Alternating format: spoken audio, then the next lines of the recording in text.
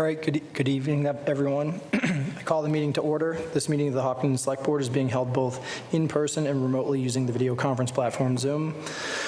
All members participating in the meeting are present in the meeting room. The public has the option of attending in person here at Town Hall or via Zoom using the link posted in this meeting's agenda. This meeting is being recorded. We will start with the Pledge of Allegiance. I pledge allegiance to the flag of the United States of America, to the republic for which it stands, one nation, under God, indivisible, with liberty and justice for all.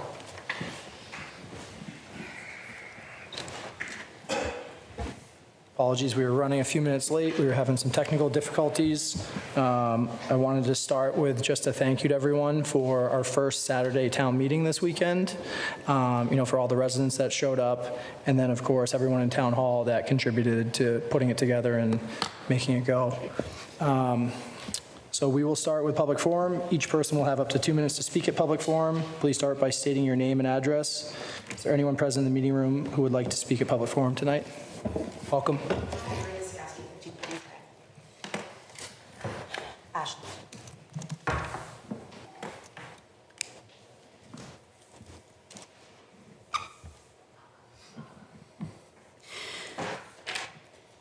Tonight's Common Vic policy draft is a meaningful step, and we want to recognize that. This policy tells you what information to collect, but unfortunately, it does not tell you what to do with that information. There's no enforceable standard, no consequence for inaction, and what happens after a query comes back is left entirely to the moral compass of the people sitting at your table. We have documented records of what that moral compass has produced in the past. In 2012, the owner of Bill's Pizza committed assault and battery on Amanda Key on the second floor of his restaurant. The HPD never reported to this board. He wasn't flagged until 2013 when the business tried to add him to the liquor license. The select board had the query. They had the conviction. They had the town attorneys present, and they had the police report showing that Amanda had to fight to get free. Their response was a 4-day suspension of the restaurant's liquor license and a training class. The assailant continued to work there for years. In 2014, that moral compass pointed to 4 days. Amanda Key died of an overdose in January 2023. She was 33 years old and left 3 children behind. She is dead in part because this institution decided that 4 days was enough. How many more young women need to suffer and die before adequate protections are put into place? You know who was at that 2014 meeting? Mr. Brian Herr. Mr. Herr had the information in 2014, and he determined that 4 days was enough. Mr. Herr had the information on Sysmanus in 2018 and took no action. Mr. Herr knew that Sysmanus was under indictment and renewed the license anyway. And just last month, Mr. Herr called the police on Lynn Key, Amanda's sister, during a select board meeting when Lynn stood up to point out that a room full of survivors and their supporters were effectively being silenced. How convenient. A policy without teeth is just a promise. And this institution has broken that promise time and time again. Your names are on the records. Your vote is on the record. And now, so is this. Thank you. Thank you. Who else would like to speak tonight? So I just got out of the garden. Steve Snow, 78 Pine Island Road. So there's a lot of topics going on here. We couldn't deal with a 30-year-old puddle on Hawthorne. I mean, come on.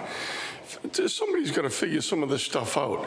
A lot of it is stuff that's been held not accountable by the town of Hopkinton. When a builder builds a development, let them finish. We're trying to lease a building that the builder, in his order of conditions, was supposed to take care of, and he dumped it on us at the end of the job. Not good. But the main content I have is, in 2022, I had a Martin Luther King holiday weekend, 12 degrees, 30-mile-an-hour wind out of the northwest, I had a house fire.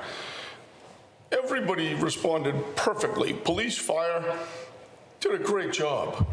There was no relief for me when I went to the town. Every board wanted their paycheck, they wanted their permit fee. Mike Shepard and Mr. Cadillac tried to fiddle me through some stuff that I was licensed to accomplish without requiring me, but our new building inspector made me buy all of the licenses. Because I had let some of them lapse, I had to bring in people to do some of the work. My thought is, what happens when this town has a catastrophic problem? What happens if we have a tornado, we have a hurricane, and 100 houses are wiped out? Are these people all going to have to jump through hoops to the town of Hopkinton to rebuild their homes? Now, John Conantino, I believe he's on the Board of Appeals, he told me he would like to meet with me and go over trying to streamline, trying to get some system to streamline the rebuild when someone has a disaster in their family. Now, this didn't affect anybody else in this town. It affected my mother-in-law, who got out of the house in a pair of flip-flops, her underwear, and a house coat that was on fire and smoking. It's not fun. Everybody in this town has been cordial. The whole process, everybody is good. We don't have a people person issue. We have a procedure issue. We need to streamline stuff so that you people as select board aren't sitting here after 100 homes in town get wiped out, figuring out how the frig are we going to do this. We need to get some procedure. Thank you. Thank you. Who else would like to speak tonight? Is there anyone on Zoom? There are a lot of people on Zoom, but there are no hands raised. Okay. We'll give one last chance for those on Zoom.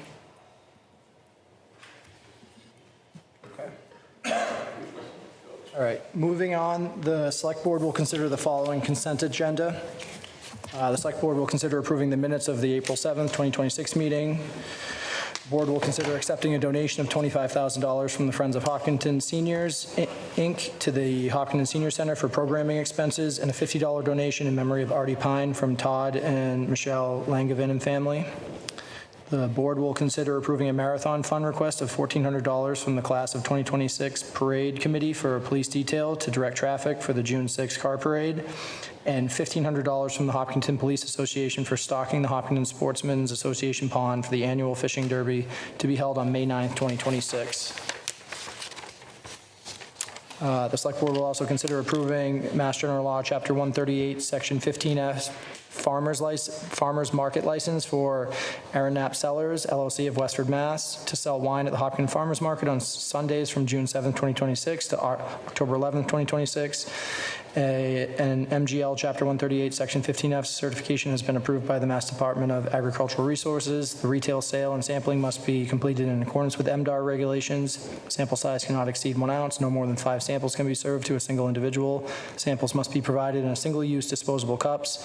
Vendor must provide suitable trash receptacles to accommodate the sample cups. Vendor must ID individuals requesting a sample to verify that they are of legal age, and bottles opened and used for sampling cannot be sold to the public. All paperwork, including tip certifications and insurance, have been provided. Same license for Spicy Water Distillers, LLC of Millbury, Mass. to sell alcohol spirits at the Hopkinton Farmers Market on Sunday from June 7th, 2026 to October 11th, 2026. An MGL Chapter 138, Section 15F certification has been approved by Massachusetts Department of Agricultural Resources. The retail sale and sampling must be completed in accordance with MDAR regulations. Sample size cannot exceed 1 ounce. No more than 5 samples can be served to a single individual. Samples must be provided in a single-use disposable cups. Vendor must provide suitable trash receptacles to accommodate the sample cups. Vendor must ID individuals requesting a sample to verify that they are of legal age, and bottles opened and used for sampling cannot be sold to the public. All paperwork, including tip certification and insurance, have been provided. Did you say the appointments too? No, I missed that. The new- So we are no longer doing that We're one. not doing this. Okay. There's one that remains, Michael Catania as a part-time van driver for the city center, but Okay, I missed that. So then the Select Board will also consider confirming the town manager's appointment of Michael Catania as a part-time van driver for the senior center. but not this. Thank you, Amy. Anyone so moved, or anyone want to break any? Anyone want to, any further discussion on this? Just a quick question. These two, are they new, Elaine, or for the farmer's market, or they repeat from last year? Those are repeat. That's what I thought. Thank you. So a question on that as well, if I could, please. So, I mean, we're doing ComVic later this evening, but, I mean, these folks are serving in town, and I don't see anything about Corey or Sori in here. Is that not part of the process? It is part of the process. That's not referenced here? No. Because they have an alcohol license? Does it go through the So state? they are quarried and storied. Okay. Yes. So they are? Yes. Okay, It's just not written here. got it. Thank you. And just a comment, I want to thank the Friends of Hopkinton Seniors and also Mr. and Mrs. Langveen for their donation. Perfect. So we had a motion and a second. Any final thoughts? All those in favor? Aye. Any opposed? That is unanimous. Next, the board will consider approving short-term and long-term financing to support $117,277,500 approved for capital projects. Welcome our treasurer. Steve. Hello. I know I'm everybody's favorite person, right? All the good news. So you guys should be familiar with these by now. We keep them the same format year over year so that, it's easy-ish to understand. So the town is securing $67,667,000 in short-term borrowing this year. Those are the bands.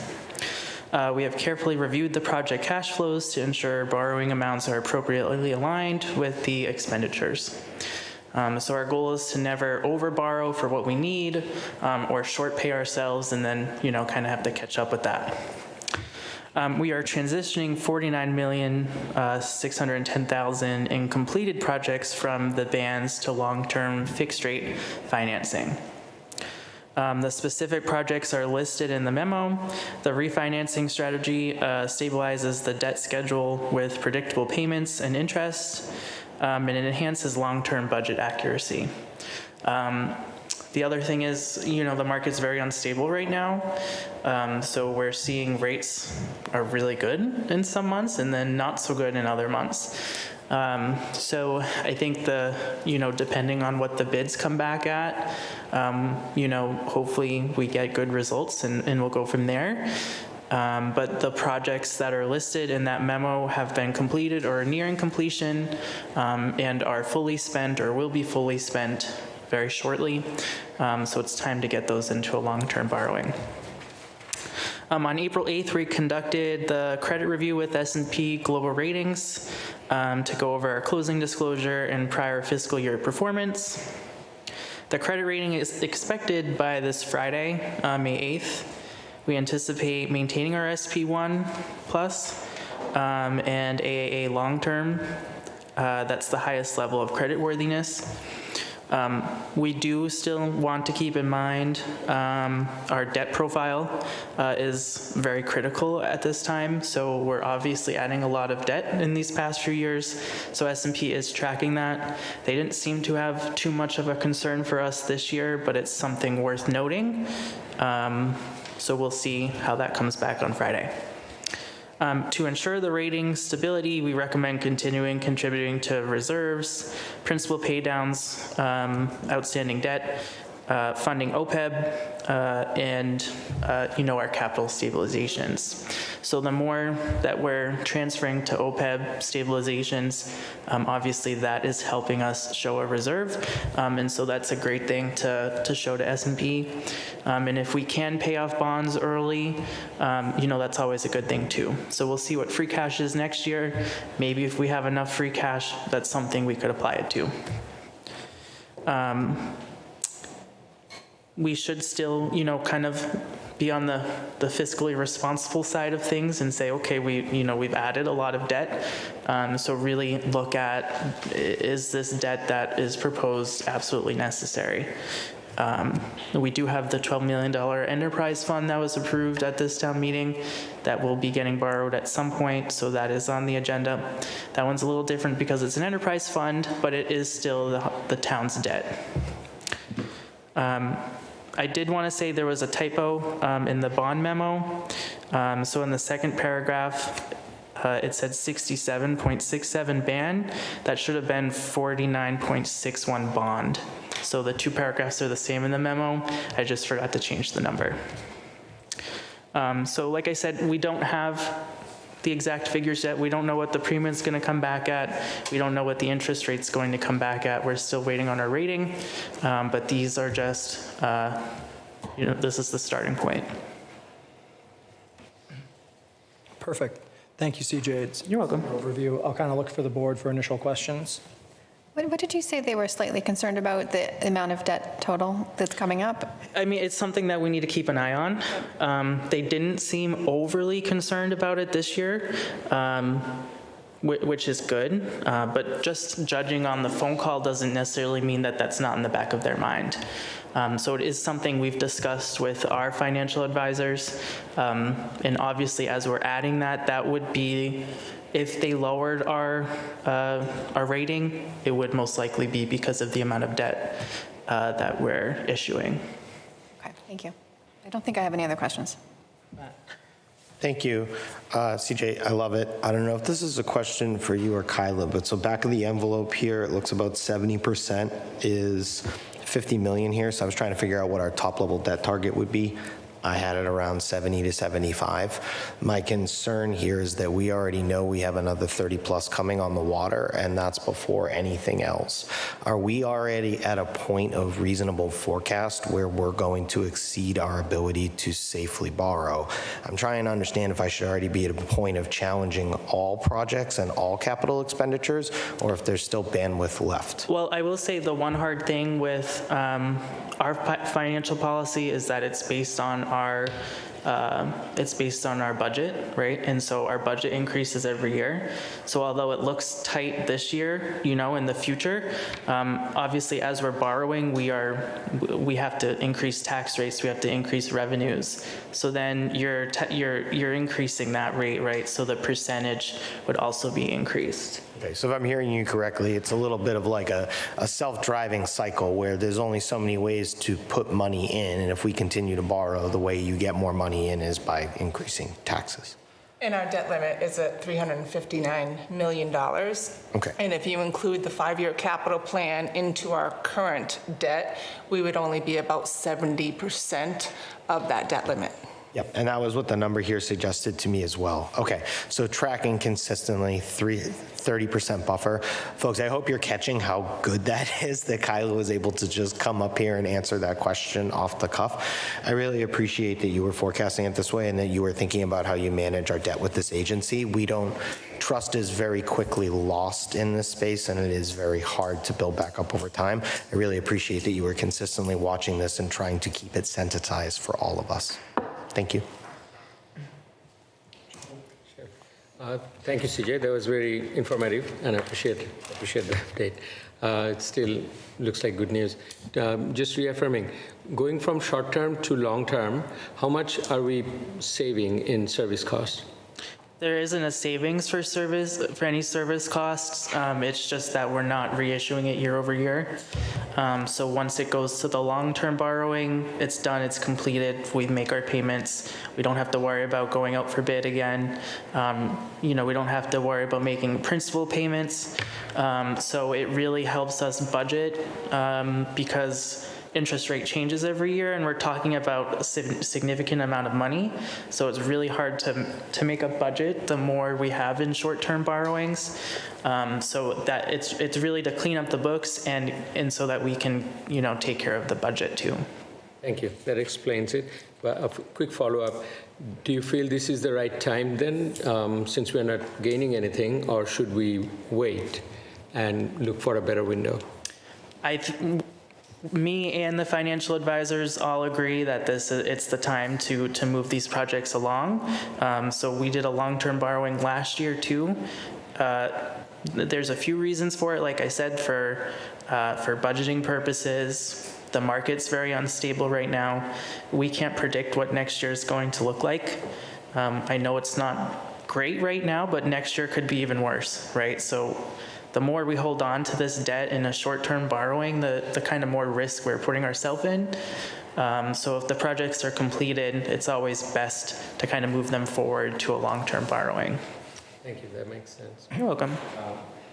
And my last question for now is, with 359 being the ceiling, and currently we are at 117, what is the zone when we should be really worried about our rating? 117 is only for this specific year. We are, I think it was 154 in total right now. And do you have a sense, like, at what level we should be worried about our AAA rating?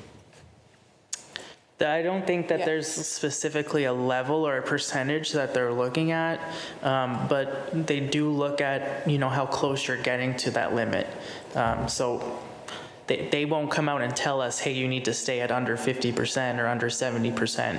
But just as a general idea, when they're seeing the amount of debt that we're issuing right now, coming up in this kind of short period of time, that does kind of, they raise, an eyebrow to that. Like, that's a lot of debt that you've issued in the last 3 years. What's going on? Do you plan more?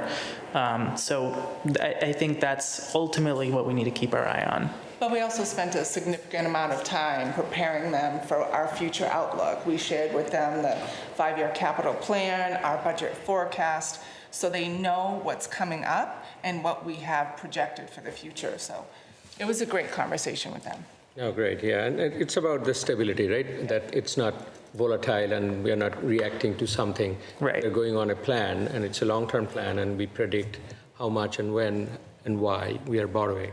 Right. So that should help our pace. It would be good to know industry trend and otherwise, so we can, we are always trying to push brake on the pedal for borrowing, but it would be good to know when we actually have to do like hard brake, no Right. matter what. Well, I guess the hard stop would be when we hit that debt limit, but that does not mean that we will have a good bond rating at that point. We can't go that high. That's not, that's not desirable at all. But something to think about. Right. You answered my question. Thank you. Yep. I think in general, it's the debt service amount that impacts the bond rating more than the debt itself. How much do we have to pay to carry the debt, and how much of that is against the operating budget? And I think that ratio is what creates some concern with the bond rating. But I had 3 numbers in my head that I just wanted to kick around. At town meeting on Saturday, and I think we got through that pretty well for a Saturday. On town meeting on Saturday, I saw 38 million, I thought, going up on the screen as part of the appropriations presentation about the new debt for FY 27. Does that make sense? 30 million. 30 million, okay. So that 30 million is one number in my head, and I want to figure out where that fits into here. Yep. And then last year, if I remember correctly, our total borrow was about 95 or 97 million dollars. 80.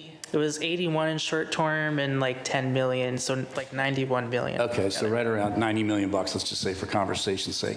And now we have 117 million this year. Right, Some but of it's part of rolled that is from last year. So that 90's in this 117. Some of it, yes. Yeah, but the 117 is the new high water mark for Hopkinton, is that correct? Probably. It includes the 30 million, if that's your question. That's what I was going to get to. Okay, so the 117 includes the 30 million that's in addition, plus the 90 million or so Well, that we did it would've- last year that we're now redoing, It basically. would have been the 81 million because the 9 million was borrowed long-term last year. So we're rolling that $81 million ban. So 80 and 30 is 110, so there you go, 117, whatever. Yeah, the numbers are close. There's interest too, so obviously we're paying interest on that 81 million. Okay. All this says to me, we've got it under control. We're refinancing, basically, is what we're doing, folks, refinancing this debt and making sure we're getting the best rates possible, staying under the debt service numbers so we don't screw up our bond rating. But it also says to me, your taxes are going to continue to go up because of this borrowing in the building of the schools primarily. Yeah, and for anybody who's wondering, there's an easy explanation on the bond anticipation note memo. I did highlight in bold what the new borrows were for that. So it has the 30 million for Charleswood and then 467,000 for IT.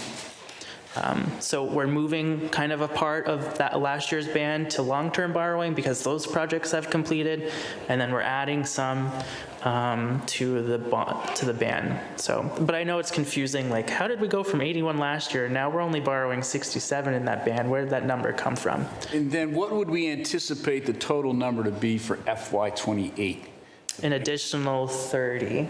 20. 20. 20 and 28, but we're also expecting the majority of the ban that you see today going long-term. Long-term, right. Which means your principal and interest payments are going to increase even more. So Brian, to your point, it's going to have a direct impact on the tax rate. Right. Yeah, I hate to say this, but we're just getting started with the tax bills that arrive at home, paying for the schools really kind of now. I know we went up last year a little bit, but we're just getting started, and it's going to take off here for the next few years. Right, and it's highly variable too. I mean, we saw some residents who, you know, their assessments went up a ton, so they had like a 20% increase, and then some people didn't really have much of an increase at all. So, you know, there's so much variables to that as well. Right. Okay, I'm good, thank you. I don't have any additional questions, you know, you guys are always very thorough. Do you have any recommendations that you give to the board at this time as we talk to residents in town? Like I said, I think we need to keep an eye on things, right? We need to see what the market reacts to this year. I think our S&P rating is going to come back okay this year. We'll know on Friday. So when we come to you next time, we'll have that.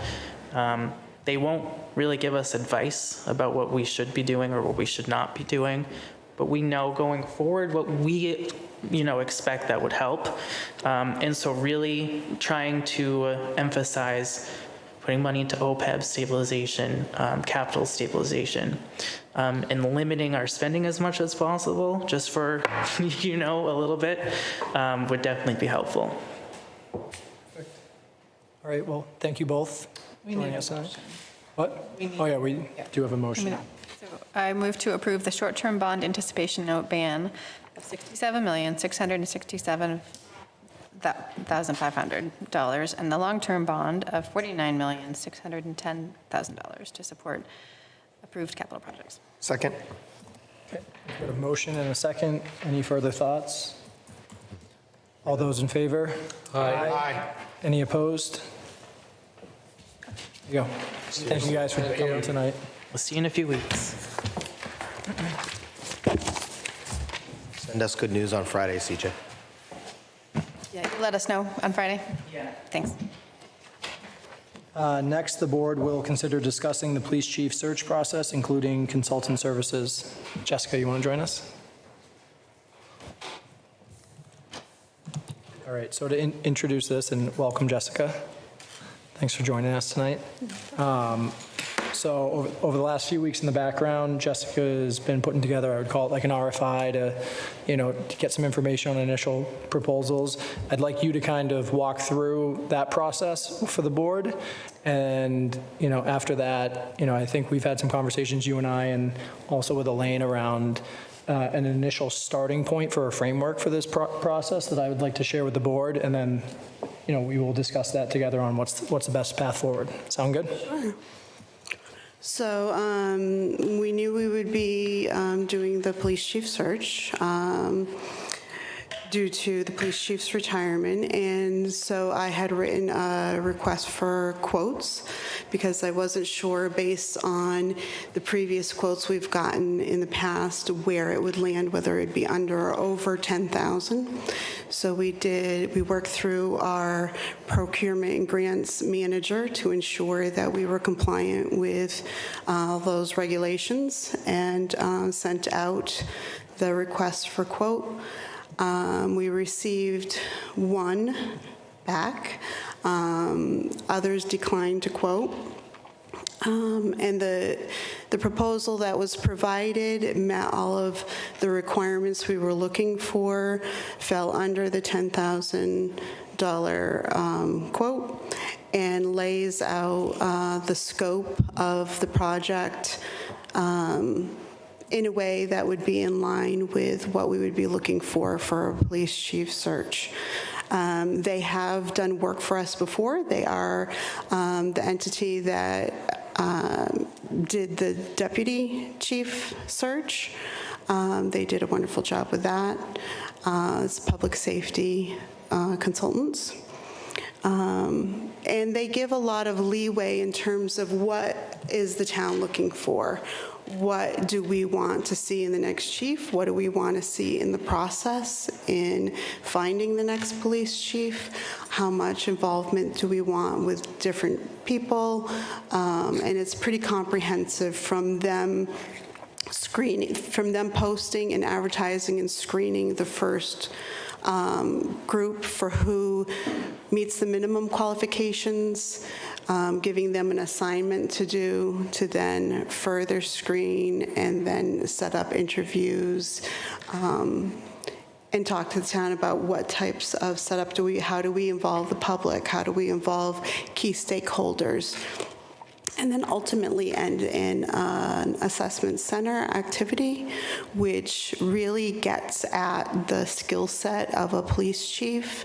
They have a team of retired chiefs who they work with that help to assess the skills and the knowledge based on different activities that they do in an assessment center to really get at that skill set. And then they provide a final kind of assessment as to where they score. Perfect. So thank you. First, I'll kind of give the board a chance if they have any questions around the process. Sure. Does anyone have questions for Jessica around what she described? Sure. I was glad to hear this was a firm we've used before, because there's only one applicant. And then the assessment center design, they listed a whole bunch of components there, okay. Are they looking for feedback from us on which of these they should do, or they will choose based on the candidates? I think what they're laying out what they offer as options, but also what they typically do. And so the proposal is kind of like they're expecting that there's more than one proposal, and you're looking to see what they have to offer as a consultant. And so it's giving you an opportunity to decide if they're somebody you want to use based on what they have to offer. Once we select them officially, then we work with them to say, this is what we're looking for. They talk to us about what are we looking for in a chief, what are we looking for in a process, and they work around that. Okay, so if we select them, then they will come back to a future meeting and we can all give our feedback at the time. Okay. Yes, you can. And it looks like there's opportunity for community feedback, and we'll help go over that with them, because that would be good. I really like the idea of the panel interviews with the select board followed by a community meet and greet of some kind. And then, let's see, what was this? Oh, and I believe on our past searches like this, we've had one select board member on the search team, so I do that this time too? Absolutely. Okay. I think those are all my questions for now. So I'll stay high level on details here. We only have one applicant, and I'm going to trust my HR director when she tells me that the applicant is qualified for the services we sent them out for, and it's below the financial target. I'd be remiss if I didn't ask that. So I'll stick to just generically sort of my initial reactive thoughts. I'll emphasize and echo Amy. I really want to be thinking about how we get the community involved in this process. Can they be part of early pre-screening? Can they be giving directed feedback? Can they be partnering with town employees? I think the more we can let the community and town staff feel like they are part of providing that final grouping to us, and that the candidates we're choosing from are not handpicked by us, but rather they're the ones that the community, that the process thought we should be spending more time with.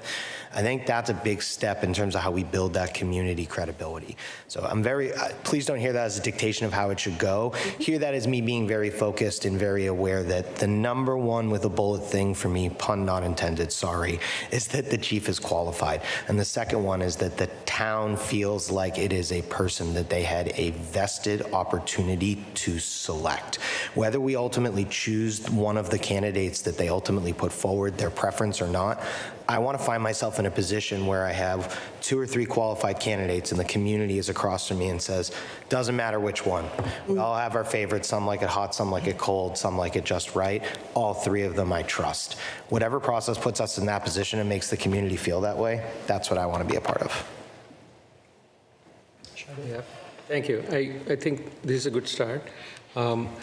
Just a quick question. How many did we approach and we got back only one? Yeah, the four main consulting groups that do this for police chiefs are the ones that it was sent out to through the grants and procurement manager. And do we know what was the reason for the other three not being interested? Is it the money silly? They did, only one gave a reason, being that they had too much on their plate right now to be able to effectively provide a search. Yeah, certainly the one we have used them before, so, and they're very competent. And I think this is one of the most critical job at hand for us as the town leadership.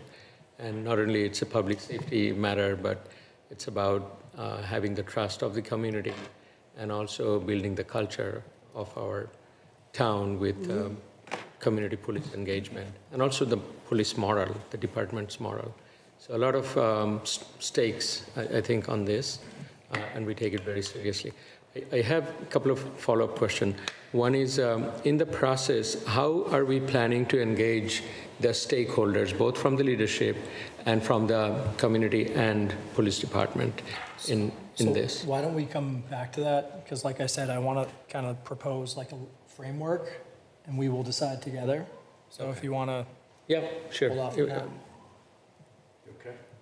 Yeah. So Jessica, now we're under 10 grand, correct? Yes. I heard, so we don't really need to do an RFP or an RFQ or what have you because it's under 10 grand. Right, or, yeah, it already went out, but now that it came in with the one is under, then technically we didn't reach the threshold to have to But have it. the initial intent was to get 3 bids, basically, and cover beyond a $10,000 procurement process, right? Correct. Do we have documentation that we did not get respondents from others? Did you get phone calls, or did people send an email, or what have we documented? I don't have all documentation from all of them, but yes. We should document somehow, some way, either from them or internally, that we did reach out. We read, these are the folks, what are the entities? Sure. This is what we got back, this is what we did not get back. I can send- Document the whole process. I can send a follow-up. But do we need, and so if it's under 10 grand, we don't need 3 bids. Is that right? Even, let's say it was over 10 grand. Even if it's over. Would we be required to get 3 bids, even if we ask and we don't get it, or we just have to ask? You just have to ask at least And that's 3. the law. Is that correct? Okay. All right. And how much would this agency be now if we did engage with them? How much what? How much is their fee going to be? It will be $9,995. A little close to 10 G's for me. Yep. We need to make sure we truly document that we reached out for others to get quotes, because that sounds a little sus. To use one of my kids' terms. Yep. It is in writing. It was done by email through the grants and procurement manager, so I can get a copy of those. I'm not questioning what you're doing at all. I just want to make sure that we have the documentation. Absolutely. What we're doing here and the decisions we make. I'm good, thank you. Okay. So again, we're going to decide this process, and so I wanted to lay out a framework that, after talking to Jessica and Elaine, that I think would touch on a lot of things. One, I think when we have a consultant like this, especially that's specialized in this industry, it's great, but I use them as just like another resource or a tool, not necessarily like a deciding factor. So I think we can do a combination of things. Use a consultant like this under the request that you put out, but to Mr. Kisner's point before, we can do a lot more than that. And I'm kind of going back to, to steal from our friends at the school committee, a similar process that we did last year for the superintendent search. And, that started with a screening committee. And so, I think we can leverage a consultant to post the job, collect applications. But the screening committee and, I'm going to try and approximate numbers, but essentially there was probably a dozen or so people on the committee. I think we received 20 applications, give or take, and it was on the screening committee to kind of narrow those down to, it was either 10 or 12, and then do short interviews with those 10 or 12s to put forward 4 finalists for to go in front of the school committee. I really liked it. I thought it was a very fair process. It was thorough. In my mind, again, I threw out the number of 12 members of the screening committee. This is where I'll look for the board's feedback in a second, but I was envisioning something that's 6 members that work for the town, 6 town employees, and then also just 6 residents. So that we can open it up and get a good mix of input and background to review these things. And then, obviously they go through the interview process. They put forward ideally 3 or 4 finalists. And I thought it would be great before it came to the select board for interviews if we had another set of interviews where we had our town leaders, interview these candidates. And I think specifically the town manager's office. I've spoken with our fire chief, our superintendent, who also volunteered to be a part of this. I see those kind of 3 department heads being, working with whoever this person is going to be the most. So I think it's critical to have their input as a board. And to me, it's more data points for us as we come in and interview people that final night. So that's what I just wanted to lay out. We'll go through the board. I want to hear feedback, thoughts, if we need to tweak anything. Also, of course, if you think there's anything wrong with that type of process or something that we should be thinking about, I'd love that. We were talking today, all of that can work with this process. We're also thinking that we've utilized polling the public I know when we did the town manager search, we could use that platform also to see what the most pressing questions from residents are and maybe incorporate some of those questions into the interview process, things like that. I think that's a great idea. So yeah, I'll kind of look to the board. So you're talking 6 for the screening committee, the initial committee. You'd have the consulting firm, right? In the screening committee, I kind of see the consulting firm Organizing it. And overseeing He would the process. follow, or she would follow, and then there's going to be 6 and 6. Is that what you said? So 6 town staff and 6 residents at general residents. Yep. Do the town staff fill out an application to be appointed to the screening committee? I think we look for input. I'd obviously love people that would love to raise their hand and sign up for this, but if there's alternatives. Okay. And then for the residents, are we going to have them fill out an application or also just raise their hand and then we'll just? I think we need some form of application process here so that I'm laughing at the raised hand in the back. Yeah. I agree with you, Brian.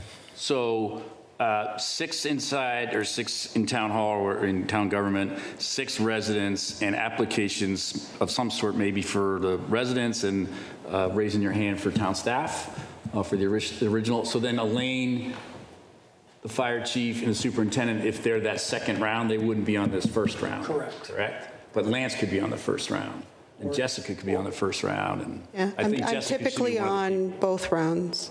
I'm sorry? I'm typically on both rounds. Yeah, I think you have to be there right with the consultant. Yep. Okay, I'm good, thanks. Yeah, no, I like how we are framing it. I think that makes sense. And I like how Mr. Hare went through the details. I think that's important, how we select them, how we get the application, how we select, and be very transparent about it. One thing I would like to add is usually we would also add representation from the town leadership, select board, school committee, and appropriations. Usually, if I remember, I'd like to consult what has been the precedents. I know the few that I have been were like that. So that's something I would also add to it. And we can adjust the numbers as it makes sense. So town leadership, the residents, of course, and then town administration. And administration would include, I would expect police representation. It would depend on who's applying for the job. I see. In that case, may I also suggest, I liked it when I did the CFO interview, that there were representation actually from the CFO office, who, also expressed about the team dynamics, about the department moral and culture and things of that sort, which I think is an important component. At which stage we can talk about that. It was, it was in the screening stage also. So something to, Yeah, they do interviews. The consultant group does interviews with the key stakeholders in town, and they, with those exact questions, what are you looking for based on what is the culture, what is the type of policing that's done? I mean, luckily they do know us a bit already, but they want to know what Hopkinton is all about. I also noticed in this proposal that they talk about the team that's going to be doing like the assessment center, that they quote unquote train them in the Hopkinton way, so that when they're assessing and when they're interacting during the assessment center, that it's very specific to how Hopkinton does their policing and what their ethics and morals and mission and all of that is all about, their driving force. I appreciate that. I think that's important, but I also think being part of the selection process helps with the morale of the employees and departments. So that's something I would propose as well. Okay. That's all I have for now. Thank you. So a couple quickies. First, I want to just thank you. I think that's a wildly creative approach, and I hope the community is hearing that. To me, that is wildly reflective of someone who has sat up here for a year and had it made clear to them that the town expects a bigger voice. That's how I heard it, at least, as someone who sits up here as well. So thank you for the leadership there, sir. Fully in support of the proposal. I do have a quick question, though. While I like that we have done business with this group in the past, it presents a conflict question for me on two fronts. So I would expect, knowing nothing I shouldn't know, that our deputy police chief will likely have interest in being the police chief. We have openly discussed having somebody from senior administration as part of the hiring process. Let's just make sure we're smart about our conflict there and managing how that goes. I don't want any impropriety or appearance thereof on either side. And then similarly, because we have consulted with this group in the past, they in theory have preconceived notions of us. So while it's good that they understand who Hopkinton is, I would want to understand who we're working with. Were they actually on this committee previously? Were they part of that selection? They obviously recommended, at least in part, that Deputy Chief Van Ralton go through and be one of the final candidates. Ultimately, the select board makes a decision. Again, I have zero commentary on that decision. This is purely about appearance of conflict and propriety to the town. I otherwise think this is a wildly creative process, and I'd really like to be involved from a select board leadership perspective. I think I am the one among us right now who has the most distance from this as a town live fire issue. Okay, so I generally like the process that Joe outlined there. Before the consultant, though, posts the job, will they come to us to get our feedback on how the posting should be worded? Okay. And then I like the idea of the screening committee of about a dozen people, 6 towns and 6 residents. I assume one of the residents would be the select board. Is that what we're talking about? A select board member plus? Do that too. Yeah, I think, like, I was kind of thinking, more, I wasn't going as specifically into, like, what the makeup of the 6 and 6 was when I had the idea. Okay. When Mr. Manon started talking, we could easily expand it to 14. I think there was, like, the number's irrelevant, just to make sure if we feel like there's people from, like, whether it's this board or other boards and committees that should be part of this, I don't think the number of people should limit that.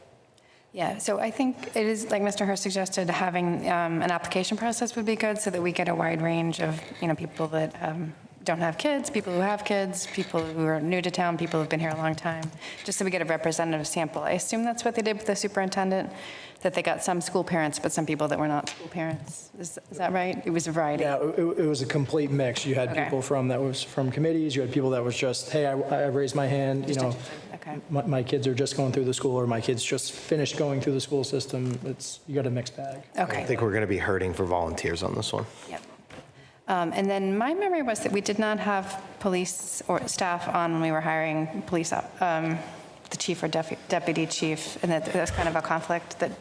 So I wasn't sure we should have a member of the police department on the committee. I didn't think about that. I didn't see it as an option either. I felt like, to the point of a conflict. Yeah, but for example, the fire chief would be a good example who doesn't work in that department but would be familiar with the job. Yeah, I think when we talk about town employees, like, we already talked about the town manager's office, plus the fire chief and the superintendent for that last interview, but you go through the departments, we've got a DPW director, right? Yeah, We've there's got- plenty of people, We've got a yeah. deputy chief on the fire department, we've got multiple lieutenants with years of experience.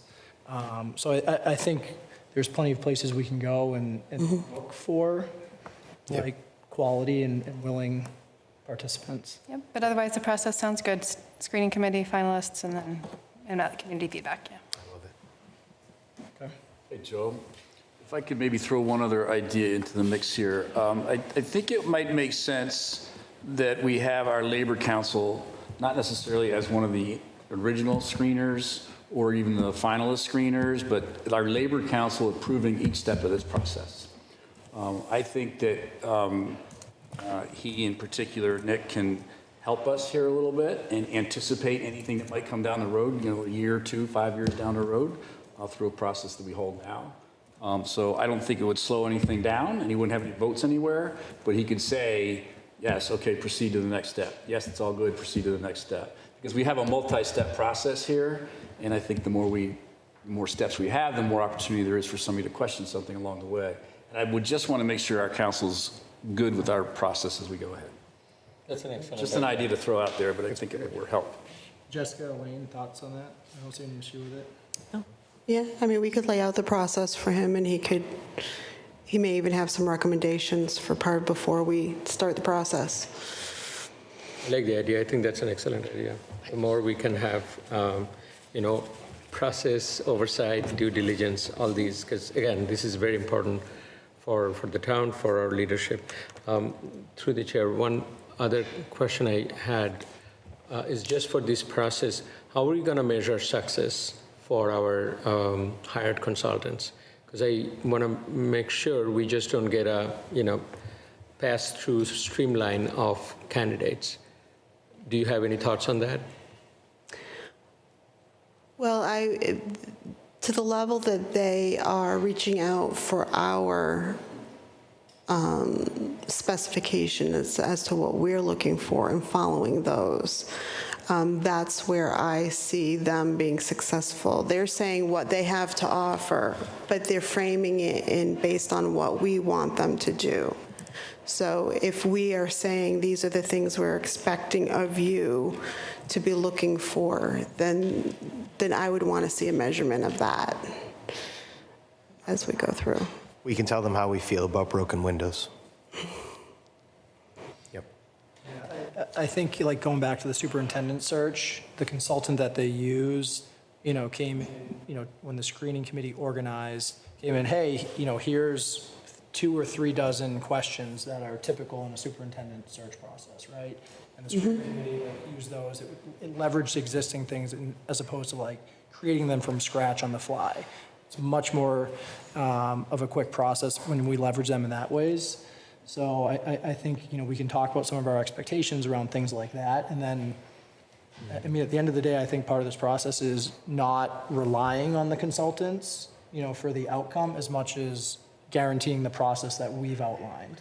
And I think step by step, that success should be, like, very visible. You know what I mean? Like, if we find out they go into the screening committee and they don't offer any questions, like, you know what I mean? They're not doing, they're not doing their job. That makes sense. And drawing on that, I think for our town manager search, we went both sides. The consultants came up with a set of questions and areas, and then all the screening members contributed with their own questions and domains, and then we reconcile, also making it, not like 50 questions. So coming all together, then we agreed kind of in the beginning or through emails, I think in the beginning on Zoom call, to make sure everyone is covering their pieces of the voice, and came up with a consistent set of questions that then went through. So yeah, I agree that as we evolve in this process, our oversight and our engagement would be important, and we can define some of and measure some of the success along the way. Absolutely. Thank you. If they don't have any questions, I'd like to go into some of the details. Like, we talked about number of people on the screening committee, like something that because we're not meeting again for 2 weeks. And, we talked about, like, certain leaders in town that we think should be involved. I'd love to get some of those down on paper now so that, like, Jessica can work, after this meeting and in between the next one to work with the consultant to kind of say, hey, here's what we're thinking. We've got some time. Does anyone want to share some thoughts? I think 6 and 6 feels like a reasonable number. It's big enough to ensure diversity of opinion. It's not so big that I don't think it's going to come to consensus. I like the idea of keeping our senior town leadership, that being the chief, Elaine, et cetera. I would want them more as that second pass vet before any candidates really come to us. So I think that makes sense to me there as well. I don't know how you want to handle whether one of us is a resident or not. To me, it's more about just us being involved and making sure the process is meeting our expectation. We're going to get every opportunity to have our say about who comes out of it at the end. So I'm less concerned about having a voice up front. Yeah, I didn't envision a select board member being part of the 12. That's why I'm sort of demurring there as well. Like, I'd love to be involved in the process, but I think we should just be sitting in the back going, good discussion. They're clearly getting what we wanted out of this. Like, that's... Yeah, and I think that's fair. Yeah. So I'm comfortable largely with what you've outlined. I do fear any larger than that, and it's unlikely that the group will come to consensus, or the other direction, the group will start to come to artificial consensus because we'll get some fractioning packs. So, sorry. We can work with the numbers. I like the 6 and 6, and then 3 town leadership. Is that how we're constructing? So 6 residents, 6 town administration, and then, but I don't know, I didn't clearly hear you. I was thinking having select board, appropriations, and school committee, 1 representative from each. I don't know if we involved anyone else in the past. Like, I remember for town manager, that's what we did. For CFO, kind of, that's what we did. So drawing on those, we can finalize some of that. So you're saying they would be one of the 12? Or It would be one of the 15, adding, so 6. He wants to add 3 more in, 1 of us, 1 of school, and 1 of appropriation. But Brad made a good point. I'm open to that. I mean, it can be part of the 6 and 6 if it matches the numbers, because we don't want to go too big, but. But we're going to have 12, I don't have 12 fingers, we're going to have 12 people do the preliminary screening, right? We agree on that. Yep. Then we're going to have 3 people do the secondary screening, Evan, Elaine, chief. and then the finalists are going to come to the board. Yes. Well, so just to clarify, I envision the screening committee passing along those, I said 3 or 4 would be, I think, a good preference for us to get to, and those 3 or 4 would meet with, like, the town manager's office, fire chief, superintendent. But yeah, I just wanted to make sure. But so where would a select board member and a school committee member sit in this process individually? I was thinking it could be add-on to that, or it could be part of 12. I don't know what's the right. Inside 12 or 12 plus 2? Either one. I think what Matt and I were both just talking about a minute ago was, I don't think a select board member needs to be on the screening committee because we are gonna, like, we're dealing with the final outcome here. And I think other than just sitting and observing the process and making sure the process is being run, I don't really want the select board member to have a say on that initial screening piece. Agree. I'm not sure, why would we change our process to hire all the other, in this case? Because I remember for town manager we had, for fire chief we had, for deputy fire chief we had. We had a screening committee for all of them? We had screening committee and select board representation. And we can check the records, I don't remember the specificity. And then for the school CFO we had. So if that's been 90% of the trend, why wouldn't we do it this time? That's my memory, too, that we were on this. Right. One of us was on the screening committee. I could be wrong, but. I mean, again, we're all deciding this together. Yeah, So no, I just want to. I want to know where everyone stands. Yeah, I think, Joe, were you on the screening committee for the superintendent, or was that For the superintendent. The superintendent, you were, okay. I I mean, there's an argument to be made, I think, that we are not involved with the screening committee and let it be a pure process with no, quote, local political stuff involved. There's another argument to be made that we were elected to do this very job, of hire the police chief and be part of that process from the start. So I don't know which is the best way to go. If I may interject, there's a third dimension, which is having our views from the get-go in the selection and screening process. We don't want to find it third round that, it didn't include some of our Yeah, I think we're dealing. expectations, concerns, however you name it. This is not, one member out of 12 or 15 would not make the decisive cut, right? It's not even about, in my mind, it's not about making like a decisive impact. It's on more about having the outcome. voice, yeah. So I actually think it's more about giving that voice to someone else because we ultimately have a voice. We're dictating the process itself and we will have a voice. I want to give that voice in that early part to someone else in town. So let me challenge that. How is it different from superintendent hire, fire chief hire, town manager hire, school CFO hire, that we have to opt for a different criteria this time? I know we are talking, that's why I'm also talking. I just think, again, we have the ability to dictate the process, and we're pulling from different previous experiences, and we're pulling things that we like and maybe things that we don't like. I shared my opinion. We will decide as a board, Yeah. it's not that we're stuck to, because I do not remember, for instance, the superintendent, there was no in-between interview with the finalists, right? The finalists went to the school committee. That's after the fine, screening yeah. committee. No, So understood. this is already a different process that we're discussing, so we So I can don't- pick apart any part. Yeah. So you liked or did not like being a representative in the superintendent hiring process? I did like it. You did like it. I liked it too. I represented in two. So that's why I say something that we liked and we practiced for years, I don't see the need to change it. But I suddenly. wasn't a school committee member So- in that process. And school committee member was there too, I'm sure. Again, I hear what you're saying about our concepts and our ideas and our wish list being part of the dialogue, from the beginning through the end. But nothing says, and we should make sure this is clear in the process, if we get 3 finalists that come to us and we don't like any of them, we start all over. We are not in a rush here. We got to make the right decision. So we could always, okay, we didn't get anything close to what we're looking for. We got to redo this again. Can I make a suggestion?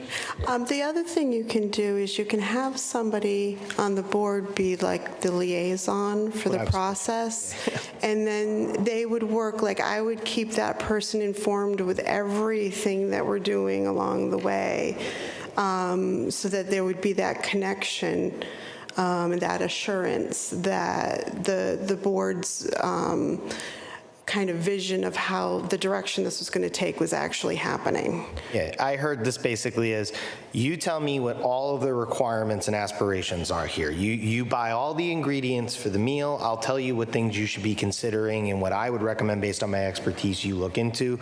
You then tell me what you want here. They will come and build the framework. That framework is the architecture with which the committee operates in. Perhaps this is just a reflection of where I am in my career relative to the two of you being much more senior. I'm so used to being powerless in a situation like this that the system and the structure is important to me. So I hear this as, at an executive level, tell me what the critical requirements are, what the must-meets are, what makes your town character important, and how you want the process to look. I will go chef that up for you, sir. You will eventually get candidates. And to Brian's point, yeah, it is a touch hands-off. It allows the community a bit more ownership. But at the end of the day, Brian, I think you hit the critical point. We own the decision. If it fails, it's A, in part because we allowed it to fail along the way, and B, I'd rather look the town in the face and say, sorry, we didn't get it right, we're going to do it again, than make a compromising decision. We'll get chewed out either way. I'd rather be chewed out for the right reason. So I'm not afraid there either. So I think it's just a degree of comfort with where we are. I'm happy to have one of us involved. I don't necessarily see it as a change, but perhaps that's because I feel like I'm going to have such strong input into the structure. I'm comfortable giving some of it away elsewise. I know, I'm giving away control, folks. You heard me say it. Yeah, and that's essentially what I was trying to advocate for during one of my many pontifications. Yeah, I'm good with that. Amy, what are your thoughts? So I would like schedule one select board member to be on the group of 12, our past practice has always been. So And what about your thoughts on the different suggestion of a liaison for attending there? Well, I would think that person could also be the liaison if that's what we want. Yeah. Have we had liaison before? I'm trying to remember. Yes. Yeah. So then I would suggest 13. Let's put some skin in the game. The one of us who sits there is your proverbial tiebreaker vote. And then we don't take a seat from somebody else, so it can be 6 and 6. And we can make that the liaison, we can call it just the select board rep, whatever it is, but we're purposely tilting it. There's one of us and there's 6 and 6. Okay. Does that make sense to everybody? Fine with me. So 7 and 6. Yeah, I mean, I was trying so hard not to say it that way, Brian. Oh, I should say 6, 7. 6, 7, yeah. That's why. He already got Susso too. He's been great today. Give him some credit. Okay, cool. And then I want to come back to Mr. Madon's other point about school committee and appropriations. I'm a little less concerned on appropriations, not that I'm not interested in Mr. Flannery's opinion here. It's just there is a set salary. It's going to be union negotiated. Like we have a whole, there's a process there. I'm a little less concerned about that, but I do like the idea of school committee having some input here as well. I know Evan's going to be involved. We're going to get the town leadership piece. If we want them to collaborate with us when a senior leader on their side comes up, I think your point is well heard, Atul, that we probably have to offer the same courtesy. Yeah, and I think that makes sense. I agree. And again, we One don't have to person should reinvent everything. What is the precedence on this? Pardon me? What is the precedence, like select board and school, I remember school committee in every hiring process. I don't know that they were involved with the fire Not every- search, were they? I don't- I feel like it should be dependent upon how they interact with the No, hiring it should be, position. yeah. I'm just looking for The precedence. select board interacts with the superintendent when we do budget.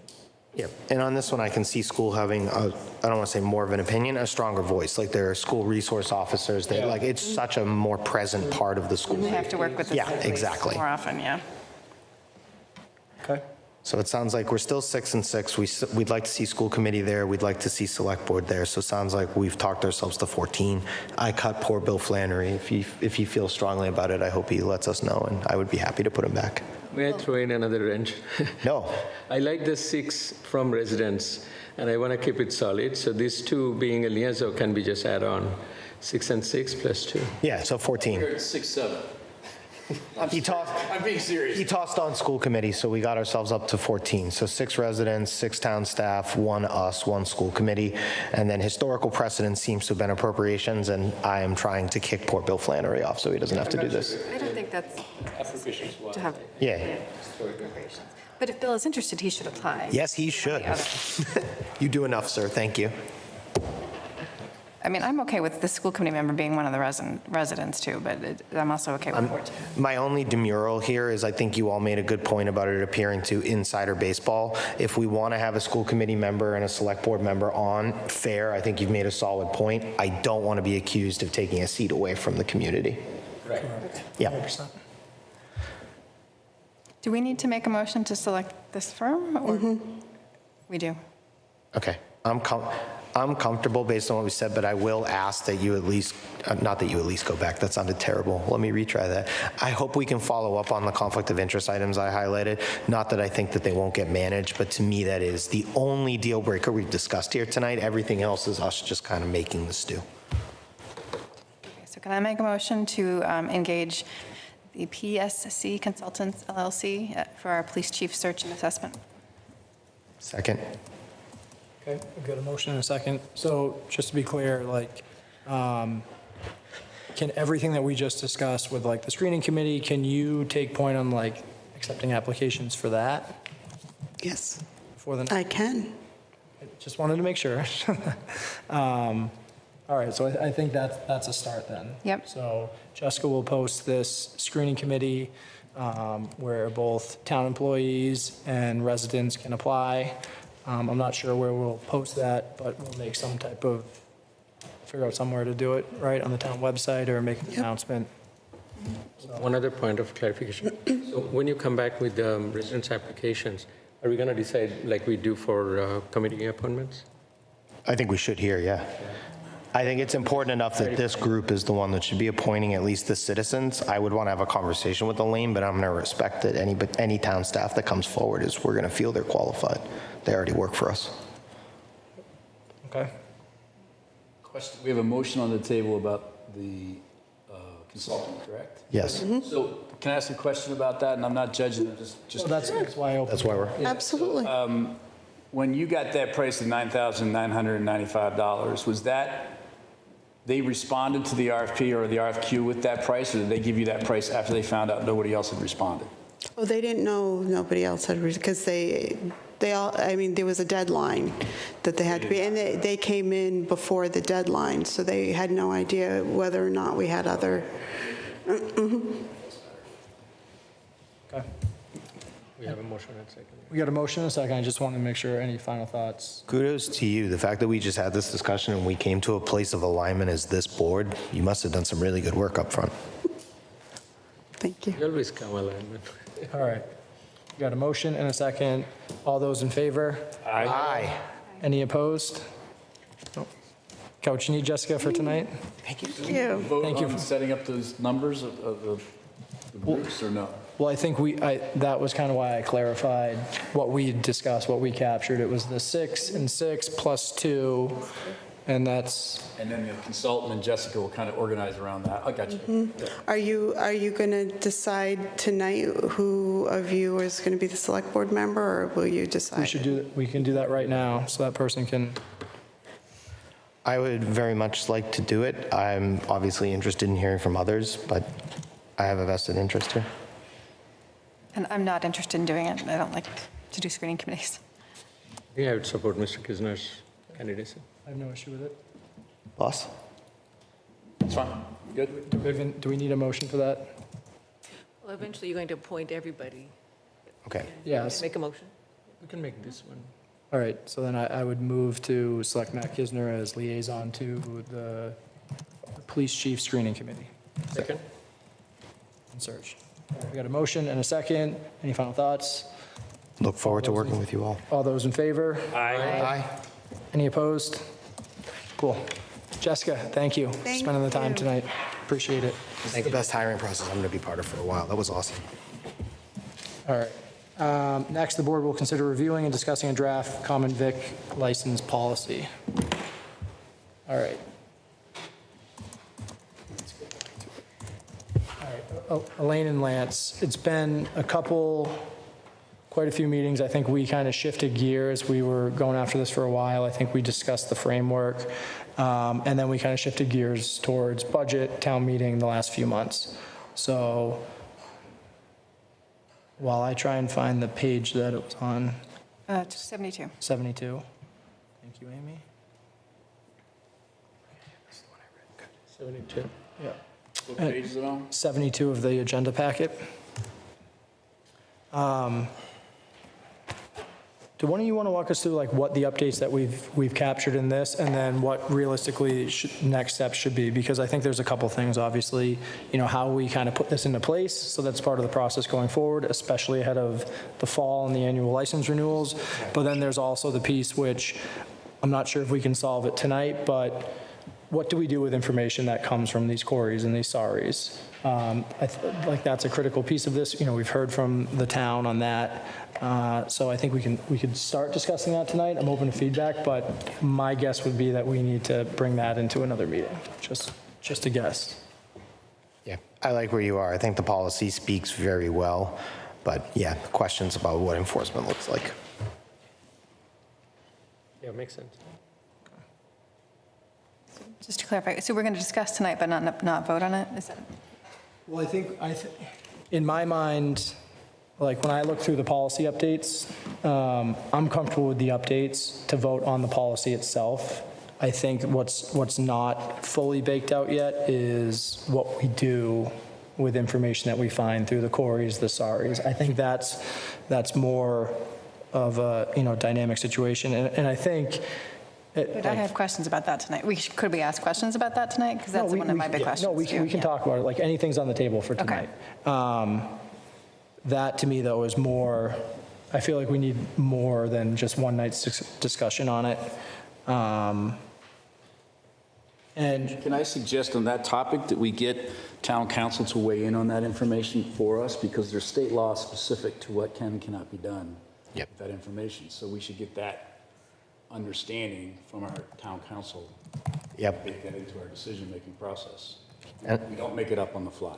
Yeah, and I appreciate that because I was racking my brain about like what about the guy who took a car when he was 18 and like he's not done anything for 30 years and like, well, of course I want to see him differently, but then you've just proven that you're making a subjective assessment, and that's how I think we get into trouble. And I believe the Corys show felonies for 10 years and then misdemeanors for 5 years, right? So I think Where a you hang. thing would not show up, is that correct? Or that's one of my questions. I can't believe I didn't know the details. That's why we need town council in. Yeah. Yeah. Has town council reviewed this already? Yeah, I thought we consulted with the town council the last time, right? Yes, so first I want to thank Lance for all his work on putting this together and reviewing it with department heads and the town departments who review, and also reviewing it with town council. So it's been reviewed by the departments and also by town council.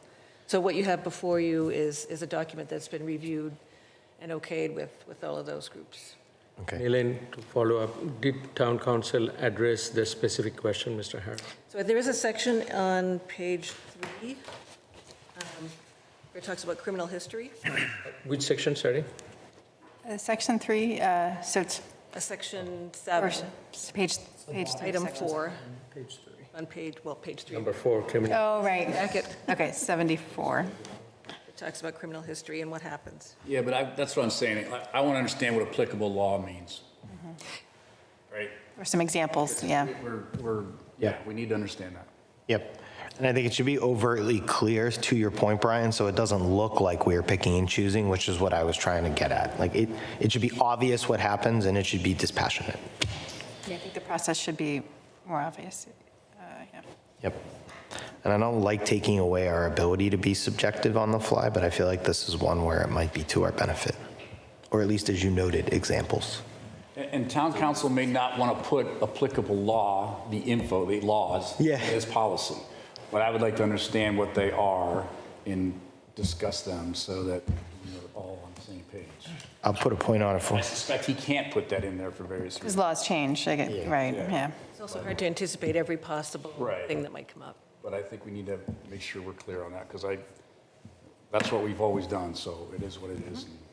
To Brian's point, I think we would benefit from having that said to us in open meeting as well, to make it clear that we asked. Yes. So more guidance in this regard. So should we have you asking the questions or have a town council on the call in the next meeting or something? If you'd find it valuable to have town council live to answer your questions. I think that would be a good idea. That'd be good, I think, so everyone can hear. Because I'm comfortable with the policy as a whole. We're really just talking about enforcement and implementation. I don't have any contextual conversation here. I will ask if Chamber has commented on this. I think we've been doing a good job about making sure we're looping them in. I think we've come to it is heavy in terms of expectation, but it feels light touch in terms of reasonable to accommodate, which I think is a nice place to be. But I want it to be clear to the businesses in town. I think Mr. Manat and Mr. Hurd do a good job of reminding us that Hopkinton benefits from being a business-friendly community. Yes, this is something we need to do. No, we're not going to hear it well if they say we shouldn't, but let's make sure they're aligned with us. And if there really is something that would make this a little better, more impactful, or less painful, I want to hear from them. Their opinion matters. It's always great, right after town meeting, when you come back to the board and sit down and start thinking about what we're going to do next. Yeah. Because you've got town meeting and the general will of the community fresh in your brain. Yeah. The fingerprint discussion at town meeting was a very healthy discussion, but the general will of the community spoke. No. No. Right? So we have that's a data point for how we want to get better with common victular licenses, and we're working on that. But I think that data point has to stay fresh in our mind. We don't want to go too far here. And the Chamber of Commerce said no. Yep. Town meeting said no. So we've got these data points now that we got to work with as we craft this thing together. Okay, so then just from a, standpoint of like moving this forward, do we want to make a motion on the contents of the policy tonight? What? I know we need to discuss some things with council, or do we want to hold off? I'm just trying to get a straw poll where the board's. I had a big list of questions and comments that I'd like to get out tonight, and I would like town council to come back with more information and answer questions directly. I want to hear where your head's at before I give my perspective. Okay, so in some places it mentions Corey and Sori, but then another place it only says they'll sign a Corey acknowledgement. Do they not need to sign a Sori There acknowledgement? isn't a separate form. It's It's just not, okay, could be, called. Corey/Story form? We don't produce the form, the state. It's from the produces state. form, and it's used for the same purpose. Okay. And I know the civil printing, civil fingerprinting got voted down at town meeting, and it was pretty cumbersome, going to take a lot of hours to do. I did wonder if it would be possible to do the fingerprinting like they do for school employees through Identigo, which is $35 each. And I know a lot of other state departments use it too, DCF, Early Childhood and Care. A lot of different agencies use that same service, but I don't know if it's not open to towns, it's only open to education-type jobs. So I wondered if we could explore that option. And then also, someone had brought up at a previous public comment that a national query might be a different option. One we do is currently a state police query, not a national. It's Massachusetts. So if someone had committed a rape in another state, it would not come up? Is that? That I don't know. Okay, I guess I'd like to know about that. And then someone brought up at town meeting that it could be a false sense of security that we do all this and everything is safe, but it's only the managers. So there could be other employees that have a criminal history that work at the restaurant, and people wouldn't know that. So I'm just bringing that concern up. I don't know if we really want to query everybody. I know some big businesses do query everybody that they hire, but small businesses probably don't. I don't think we can go there. I know, I want to get that out there, though.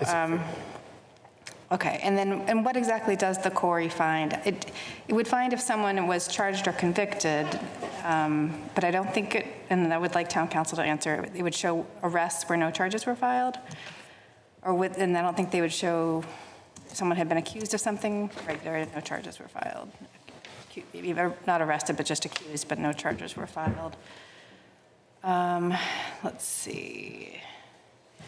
And could police bring concerns to us if they've heard reports of potential criminal conduct or domestic abuse, but no charges have been filed? And even if they did bring those to us, could we act upon them or not? And for the SORIs, I think if someone is a level 1 sex offender, it might not show up on that, but I'm not sure. I'd like to know. And I think what we're all saying, could we legally deny a common victuals license if someone has something small like a single misdemeanor? Or an accusation without charges? And would there be an appeals process for the applicant if we denied their license? Or their appeal would be to take us to court? And I guess, let's see, yeah, I assume we could be sued for unfairly denying a license, so we'd have to have a solid reason for denying. And I would like to know if there are restrictions on where sex offenders can work in Massachusetts. I think they cannot work near schools or daycares, but other than that, I don't know that we have too many restrictions. So I'd like to know. And other states, I think, have different rules. I think it varies by state. So I think that's my list of questions. I think all those questions, Amy, with a conversation with town council, you'll get those answered. Great. Because at the end of the day, we don't make these rules. Right. The Commonwealth of Massachusetts does. So back to your straw poll, Joe, I'm largely in line with the content, but I think there is enough up in the air now in terms of the questions we want to hear back that it makes sense to just do it all live next time. Amy, do you mind forwarding that to Elaine and Lance so they can send it Sure, to I can council? type it up. Yep. I typed it up very roughly. Okay. All right. And that feels like something we should get a response on prior to our next meeting, I would think. Hopefully. It's town meeting season for town council as well. Oh, Multiple okay, communities, so. true. Yep. All right, well, then let's get the email out quickly. Yep. All right, so I'm kind of hearing a collective, let's pause, get some responses, have council attend live next meeting if possible, and continue this conversation. I think that makes In sense. person or on the phone? So I would prefer in person, but to the town meeting season comment, it's 2 weeks away. So let's just, all we can do is make the request. Okay. But I think, MTC should be able to have someone respond to this in that time and hopefully participate. Generically speaking, back to your straw poll question, Joe, just while we have outstanding questions, is there any discomfort with language that is in there now that is not something we have discussed as a clarification we want? Just thinking about work we can be doing in the interim. On that note, I don't have any other standing out. I think we have discussed it quite a few times, and it's coming out well. I appreciate Mr. Harris' comment. The council's direct kind of clarification on some would be helpful. One other thing, I don't remember because we've been doing it for quite a few sessions since November, I believe. Have we got feedback from the relevant parties? That would be police, fire, health department, and what was the other? So, and Chamber of Commerce. Potentially on the new policy document, maybe we can just email out and see if anyone has anything to comment on or suggest on Yeah, we don't have comment from the Chamber of Commerce, but I believe we do have comments from everyone else. from everyone Yeah. else. We've been having conversations since the beginning with the various town departments involved and just getting their feedback throughout the process. I think a lot of the concern is around, specificity and just having a clear understanding of what the expectations are going to be from the select board. So that's part of what this policy tries to do, is clarify some of those expectations. Predictable process. Yeah. Exactly. So. Thank you. And one other, through the chair, one other comment I have, I'll wait for the full thing to kind of pen out, hopefully in the next session, is I mentioned it earlier, we then want to have it a balanced way so it can also be easy and simple with the guardrails and the checkpoints that we have, where we want to start looking at digitization in the next round, and also making sure, and it's a process after digitization or through that, can we put out a SLA commitment of some kind? Because it should be, pretty step-by-step process throughout all of these, unless there is a hiccup. In that case, it's not an SLA. So the policy does speak a little bit more to the deadlines and expectations of the licensee holders. So it's going to be some more consistency around the application deadlines and when we expect things to be turned in by in the renewal process involved. We are expecting hopefully to go digital soon, maybe July, August timeframe. We should be hopefully be in line. So it'll be hopefully in time for the renewal process coming up. There's always some hiccups as you go transition to those settings, so it's to be expected, but it should help. It'll also give us, some data points to consider potentially as we go through that as well, just inherently by having a digital process. And transparency. No, that's great. I'm happy to hear that. Thank you. Any final thoughts, comments? No, I'm fine. I think the timing thing is a challenge, for different reasons. Last year was because some new code was being enforced, lots of inspections had to take place, and so it wasn't so much on the business owners as it was just on the capacity to get everything done, them as well as the town itself. So we got to be mindful of that, not penalize others if we've got something or the state says you're going to do something different and we have to enforce it. I totally agree. And I'm thinking SLA more from our side. Yeah. That we are a business friendly, we commit that we will process it. But you're right. Okay. I have one more, sorry. Yep. You were asking if we had any questions about the policy writing as it is, but it says for the reviews by the various departments, for the police department, it says impacts licensure that impacts the licensure might have on traffic, parking, noise, pedestrian patterns, impacts public safety, emergency access, reports of any incidents or police responses at the premises. So that says to me that if they knew of police reports that were not on the premises, but with these individuals, they would not be reporting upon that, right? I guess, and so would they be limited? I'd like to know that from the attorney too. Like, as if somebody was getting, reports against them all the time, but not while they're at work. I don't know if we can have that or not. Good question. It's fair. I don't know where it is in my employment contract, but I absolutely promise if I was routinely getting drunk and disorderlies, it wouldn't matter how good I was at my job. It would eventually be a problem that I was getting D&Ds. Yeah, Amy, can you just add that to your list of Yes. questions? Thank you for your diligence here. I mean, these are really good. All right, any final thoughts? We'll try and come back to this in 2 weeks. Lane, town manager's report. Okay.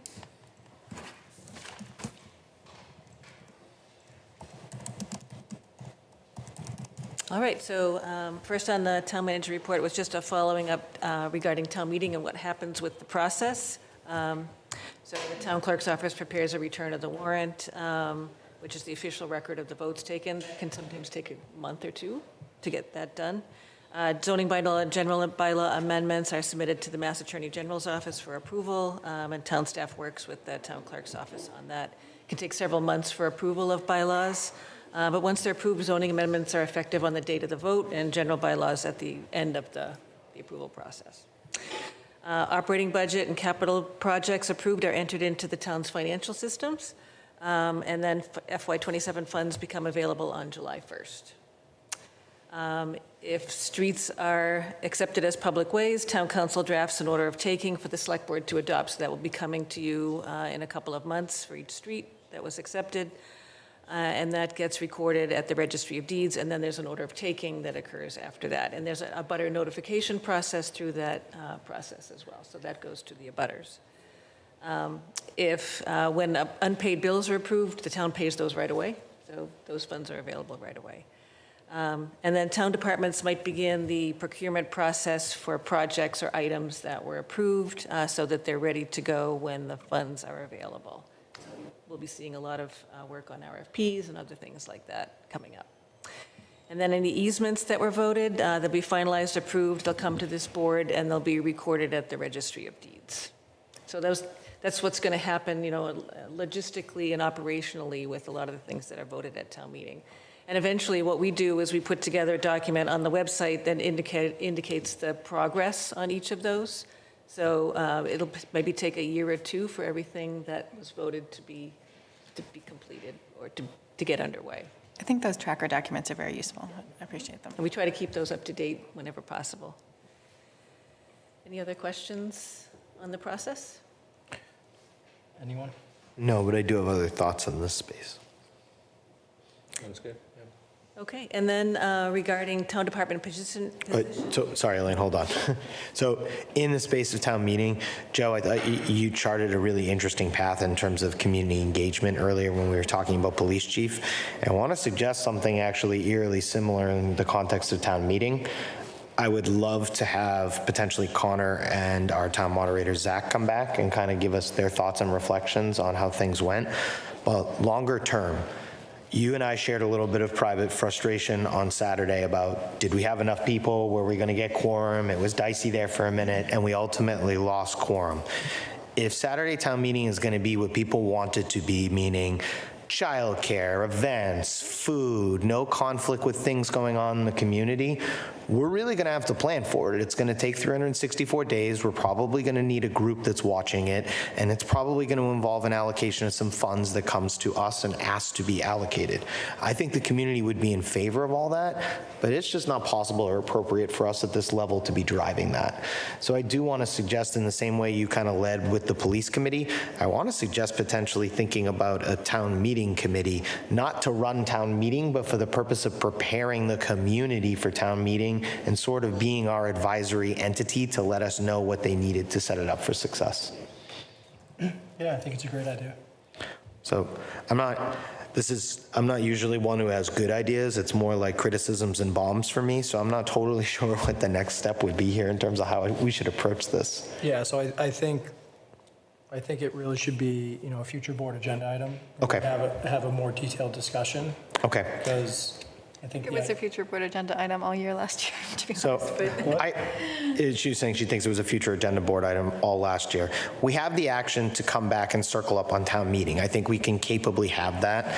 I'll take the action in the background to try and talk to both our town clerk and town moderator to try and distill their thoughts about what I just generically framed to you.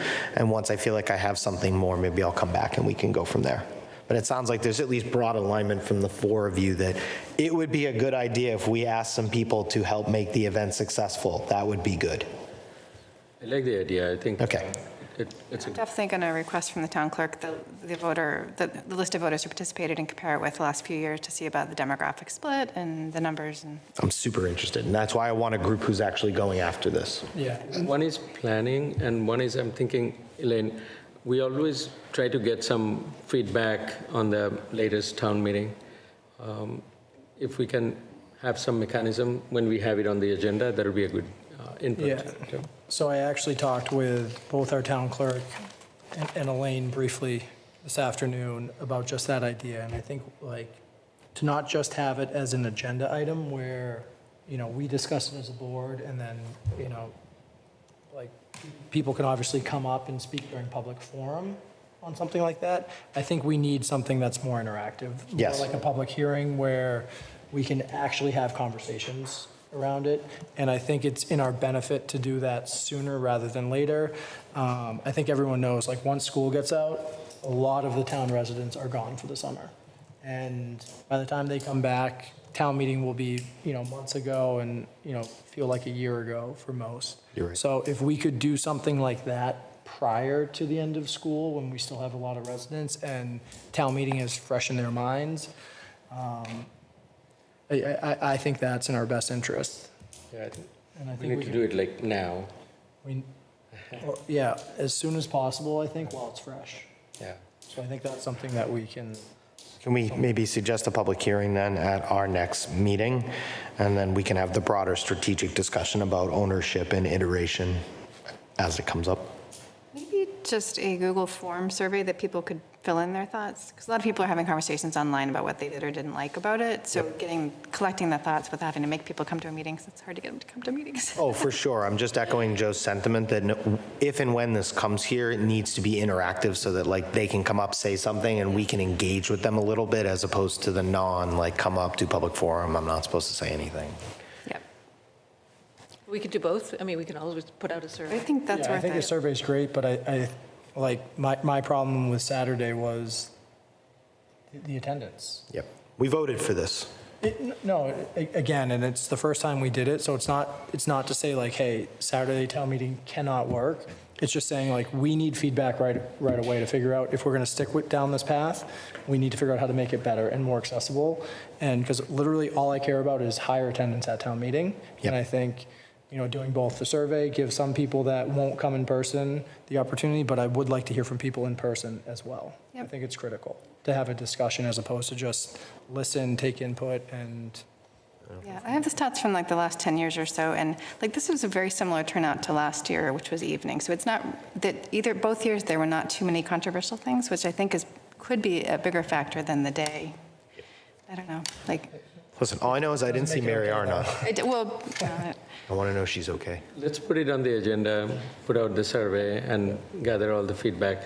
I have heard both, but I also heard a lot of constraints, especially from young people or young residents that are kids, and not only kids and babysitting, but kids in games and church. Yep. All those kind of played into it, and we have seen certainly that the quorum broke eventually. But I've also heard good things that, it went smooth, it went quick, and one day we're done, half a day. But there were so many variables, it probably needs some discussion and analysis. One thing I didn't know I was missing is there was no coffee. And for the evening town meeting, I bring my water bottle and I'm good. And I wanted a coffee refill. So that'd be an easy thing to provide, I think. Yeah, I forgot to eat breakfast and didn't have coffee, and I was feeling it. It was food, that's good. That's me uncaffeinated, folks. move on. All right, so next on town manager report. So the town department position vacancies. So at this point, there are 2 positions to be posted, and one is the program coordinator, summer supervisor in the Parks and Recreation Department, and the second is a public safety dispatcher position. The program coordinator, supervisor at the Parks and Rec Department is one of the 3 employees that they have year-round. And so this person is critical to maintaining the continuity and quality of their year-round programming. And the full-time public dispatcher, as you know, is very important to the community. They need to field calls 24/7. Anyone have questions for Elaine around those 2? Just making sure dispatcher's a backfill. Yes. Okay, I'm all set. So we do need a motion. I got him. I move to authorize the posting of the full-time program coordinator, summer supervisor position for the Parks and Recreation Department, and for the posting of the full-time public safety dispatcher position for the Communications Department. So move. A second? Okay. A motion and a second. Any further thoughts? All those in favor? Aye. I'll abstain. It's 4 and 1 abstain. All right. And the final item is the 28 Knoll Road Land Disposition Agreement. Lance, if you wanted to, where we are on that. So as you may recall, we recently signed an amendment to that land disposition agreement. We worked with Habitat Humanity when they brought it to record it, that there was an issue, I guess, with the the deed reference that was on there, which town council has been, worked to resolve now, and then took this opportunity to also just combine the separate amendment and the original into a single document. And this will be notarized. So it's really just a resolution of that. There's no other substantive changes to the document. So unfortunately, this was something that wasn't found earlier, but it was just a minor change, more or less, from what you've seen previously. And just to remind the public, this is so that Habitat for Humanity can construct an affordable unit on this lot. We were just talking about that. I move to sign the updated land disposition agreement for 28 Knoll Road. Second? Okay, we've got a motion and a second. Final thoughts? All those in favor? Aye. Aye. Any opposed? That is unanimous. And that brings us to liaison reports and board invites. I can go ahead with the corridor if that's okay. It's going to start back up here very soon. The marathon's over, obviously. Amarillo is the general contractor. They're supposed to return within a week or so. So I'm looking at a calendar right now thinking maybe it'll be the week of May 11th.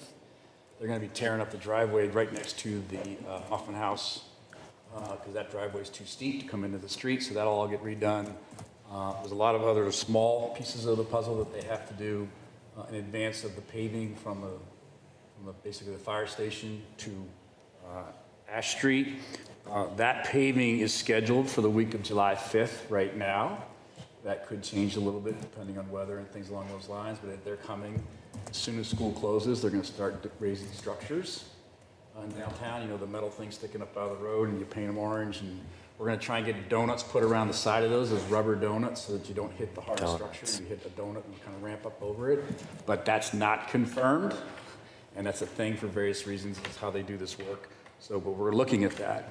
Landscaping is getting reset in some cases where it's needed. I've been kind of pushing hard on that myself.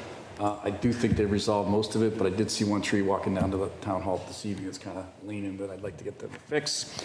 There are bollards and a black chain going up in front of Main Street Service within the next 2 weeks. That's where some of the patrons of that business have been driving off the sidewalk and getting stuck and having some problems, so they're going to be putting that up there and getting rid of those orange cones that are out there. That's supposed to happen within the next 2 weeks. But really, Amarillo's coming back. It's going to be a little bit disruptive in downtown. No roads are closed or anything like that as they do this work. But then when they do the paving the week of July 5th, as it's scheduled now, there will be road closures. Quick question, Mr. Hart. The closure would start July 5th, right? We have a parade on July 4th. We have a parade on July 4th. The parade on July 4th will have some raised structures that they're going to have to navigate, yes. That's been discussed. And we can't slow down this project and lose Amarillo for another construction season over one parade. So we have to work, we got to balance it all out here. Should be manageable. Okay. That it, Brian? Yep. Shiloh? I don't have any update. Matt? Yeah, just quickly, 31st of May is Touch a Truck. It's happening again, so thank everybody. Come touch a proverbial or non-proverbial truck. Well, it is not my liaison assignment. I will be there in that capacity anyway. The LMPA is having their annual meeting next Monday at Startline. If you want to see what it looks like when your community members get together to organize for impact and change, that's exactly what it looks like. Plus, they're fun with drinks. So I would say stop by there as well. I have a couple of future board agenda item updates, but I'll wait. Amy? I don't have much. The MAPC annual meeting is June 2nd in the evening. It's usually in the daytime, but we have a meeting that night, so I think I won't be able to go. And then I'm working with town staff about meeting with Southborough about the IMA, so trying to figure out dates. Do you know if they want to do daytime or do they want to do evening at one of their I meetings? think we're hoping just to see the availability in terms Okay. of, we're going to throw some dates. Both, They throw them want both day and select evening? board member present there, so as long as We saw the emails. Yeah, we should establish, I would suggest, Amy, we reestablish connection face-to-face at one of their meetings as almost like a show of seriousness. going to the Southborough meeting, you're saying? Yeah, because we've had trouble connecting with them, and ultimately, whether or not we pay them a gobsmacking amount of money, they are doing us a favor, and we have not approached them that way.